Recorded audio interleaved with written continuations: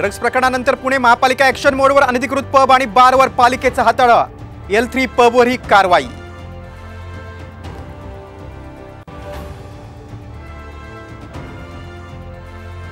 Pune drunk and drive प्रकरणात त्या अल्पवयीन आरोपीला जामीन मंजूर, हायकोर्टाचा पुणे पोलिसांना झटका, थोड्याच वेळात आरोपीची सुटका होण्याची शक्यता।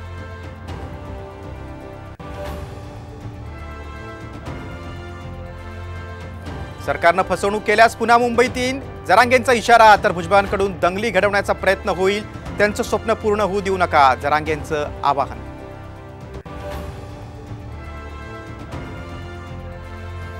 पंचावन्न जागा देणार असाल तर मान्य होणार नाही, वेगळं लढण्याचा विचार करू, अमोल मिटकरींचे स्वबळाचे संकेत।